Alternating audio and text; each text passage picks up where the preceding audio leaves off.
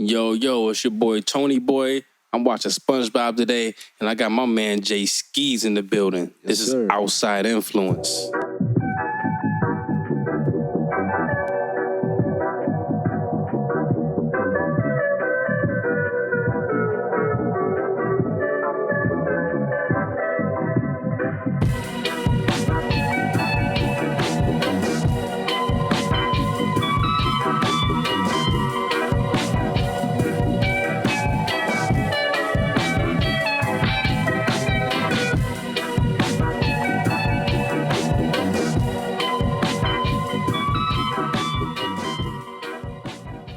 Yo, yo, what's good, Skeese, man? How you doing today, bro? I'm blessed, man. How you feeling, bro? Man, can't complain, man. Thanks for coming and doing this interview for us. You already know.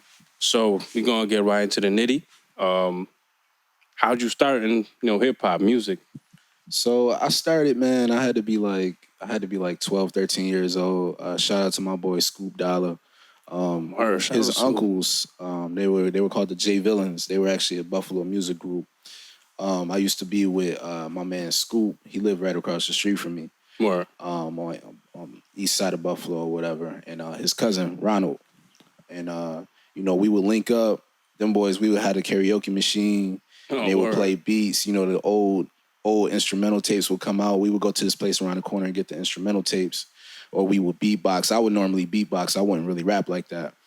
And I would listen to them boys rap and like going to the studio with them. It just kind of inspired me to to start rapping. And when I was younger too, like I was about 10 years old, my father died. You know what I'm saying? And one of the last things that he told me was, always take care of your mom, take care of your sister. And I loved music at the time, and I always thought it could be a way for me to, provide for them and to make sure that they straight, you know what I'm saying, at some point. So was your father into music at all? actually, to be honest with you, and this is another one of the last conversations I had with my dad, my dad actually told me that he didn't want me listening to rap because it was too hard. You know what I'm saying? So it's actually interesting because, I do it because of something that he told me before he passed away. Yeah. But I do it in a way that I don't know if he would have like really liked it or approved of it. But, this is what I love. It's what I love to do. So that's why I do it. Wow, that's a crazy balance. Yeah, for real. Yeah, it's an interesting dynamic. Yeah, that's really crazy. So the name Jae Skeese, how'd you come up with Skeese? I know I kind of figured where you got the J from. Yeah. So it's the same. It's like the same thing. Like my boy growing up, Scoop Dollar, like that was like my man, like my best friend. You know what I'm saying? And, we would run around and people would call me my name. My name is Jared, and then my last name is Jackson. So it's kind of like a play on Jared Jackson. Like so, as opposed to like Jared Jackson, it's like Jae Skeese. Okay. You know what I'm saying? So it never really had too much meaning, like something where it was like, okay, Skeese means this and Jay means this, but it's kind of just like a play on my actual name. No, so just like a childhood nickname, just ran with it. Yeah, it was actually Jae Skeese. And then I kind of cut it a little short because it sounded kind of corny to me, like as I got older. And it was just like Jae Skeese. And then, two of my best friends, we all got the same name, but it's spelled differently. So you put us all in one room, you say Jared, we all turn around. So that's why everybody calls me Skeese because, it's weird when you say my real name unless you like family. Right, I hear that. So what would be some of your hip-hop influences or just musical influence in general? So some of my main influences, like growing up, definitely Nas, Jay-Z. As I got a little older and started to understand lyrics a little bit more, Lupe Fiasco, I think he's like the greatest lyricist of all time. Yeah, very, very much so. Talib Kweli, Mos Def. I love Big Crit as well. As I got a little older, I love just the way he puts the songs together and everything. So those are some of my main influences. You got to rap for Crit. Yeah. I got to rap for Crit a couple of years ago. It's a crazy story how it all came about. I went to one of his shows and, I ended up being the last person because I bought like a meet and greet ticket. Yeah. Ended up being the last person. And I told him like, yo, I'm like your biggest fan. You know what I'm saying? And I don't really want a picture with you. I just want to rap for you. And he was like, all right, well, give your phone to my security guard. I'll catch it on, you catch it on video just, for your fans and everything. So it was dope. He showed me a lot of love. That's really dope. That is really dope. Horace used to be the kid hanging on corners with niggas with torches. You ain't from the ad, you assaulted. From my experience, haters even sweetie, they sorted like Chex Mix. I'm not trying to end on no fast list. Give me chips in the red, chicken, I'm dipping like breadsticks in reality. The women swear something about it. The cash rules every single thing that surrounds me. You see, I'm moving cautious on the real, it's a bounty on the real. I might go get killed if they found me. Look, somebody asked how I feel being black up in 2015. Are we living in a dream? More like a nightmare. No man will fight fair. Bitches fuck for nice hair. Niggas bucking for Nike Airs and them Jordans. Oh man, they gotta have them Jordans before they had their lights and their gas was more important. All right, so we did all the musical influences and things like that. I know you're into fashion and painting and things like that. Well, what are some other things you get into outside of, making music? So I definitely I get into like the painting thing. I love Basquiat. He's like one of my main influences. I love Salvador Dali, another one of my main influences. I'm not a surrealist like artist though, or surrealism. I don't get into that because my skill set isn't there. But right. I feel like it just painting allows me to like express myself in a way that I feel like sometimes I can't express through music. You know what I'm saying? Because I have a lot of ideas, and not saying that they can't be brought to life, on a track, but painting is just like another way for me to express myself. Yeah. I love painting. I love sketching. I love photography as well, and a lot of people don't know that, but I love just taking pictures of, especially like outdoors, like buildings and things like that. That's cool. Yeah, for sure. It's something that I want to kind of get into. But because, I do so many other things, I kind of have to stay dedicated to what it is that I really, really want to do. You know what I mean? And that could be something that could come about, later on. Yeah, so. I like to say that I'm a jack of all trades, master of none. There you go. So I always like to learn and try different things. For sure. So what do we have next? What do you see yourself doing with maybe your painting or photography down the road? So right now what I'm doing, I just took some time to really like get back into it. When I was younger, I used to love like painting and drawing, and I stopped doing it for a long time. It was just like, I would get discouraged by different things. And then I felt like I wasn't good at it. And art is something that you don't have to be good at. It's not something that you can say like, okay, you have to have a certain, like you do have to have a certain skill set, I guess, but it's subjective. So exactly, it could be something that's as simple as whatever, and it could be great. It can be one line sideways and it's art. There you go. Exactly. Like look at Jackson Pollock. He has paintings where he just has like paint splatter all over a canvas, and it's like they're classic masterpieces. You know what I mean?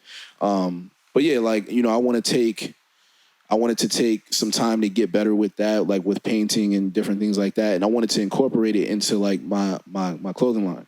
Okay. So it's called Brown Not Black, Live Your Creed. So I plan on just incorporating like some of those pieces into what I drop, as far as like the clothing line. And as far as clothing, like, that kind of just coincides with my message in the music. So it all kind of brings everything full circle. So with the Brown Not Black, Live Your Creed, what's the basis behind that?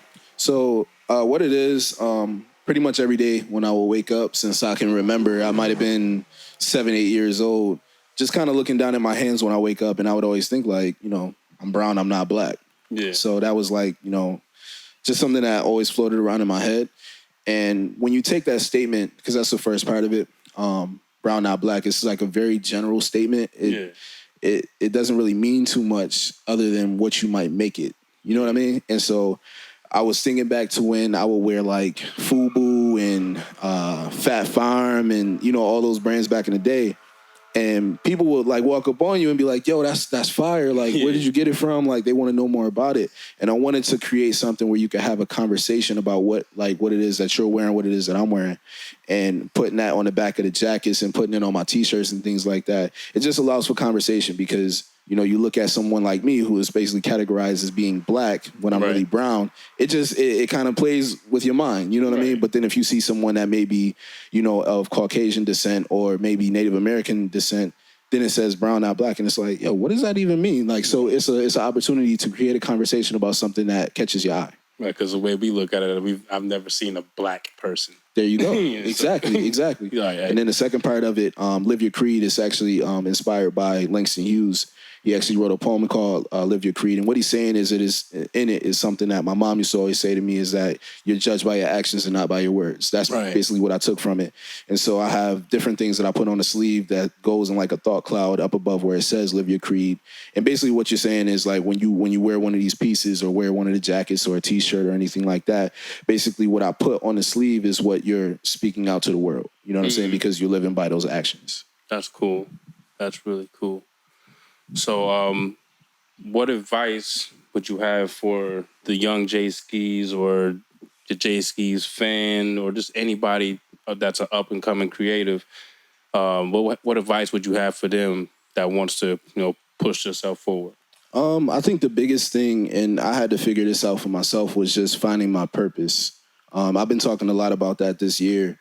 You can't really, like, obviously people, when you're an artist, you want to make money, you want to do what you love, you know what I mean? But you got to figure out what your purpose is, like what your message is, because I feel like in hip hop, especially, like the message of like hip hop has been lost. It's like, it's not about, like, you have rappers and, hip hop artists who talk about, just, their chase of money, their chase of their dreams and things like that. But it gets lost in like some of the messages that some other artists have. So, if you feel like that's what you're destined to do, to go out here and, chase your dreams and chase money and chase women, I guess that's cool, but that's not really, it's not like true purpose. It's not reality. Like, you got to find what your true purpose is. Like, what is your message? And like, my message is, I want to inspire others to do what they want to do, because inspiration, it kind of works as like a cycle, because, you inspire others and they get the inspiration to do what they love to do.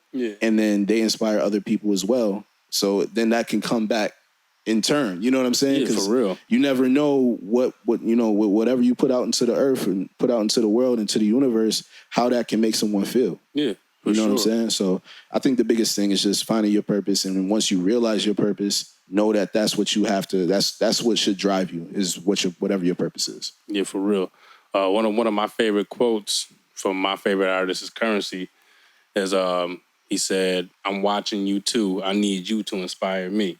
Exactly. So as much as like we love him and like we're fans of him, he's like, no, like I need you guys to juice my going. Exactly. So, and it's funny. I was just having a conversation with someone, and I was telling him like, yo, you may think, because he was asking me like, yo, how do you stay motivated, through everything that you do, and you may not be where you want to be. And I said, yo, the thing that you don't realize is that if you could be having a conversation with someone and you could be at one of your lowest points. You know what I'm saying?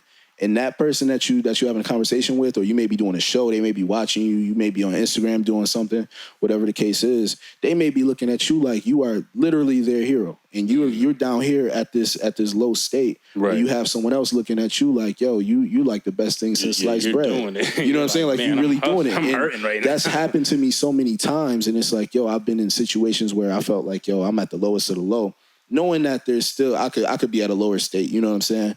But, you just got to remember that, it's always somebody watching. Right. You know what I'm saying?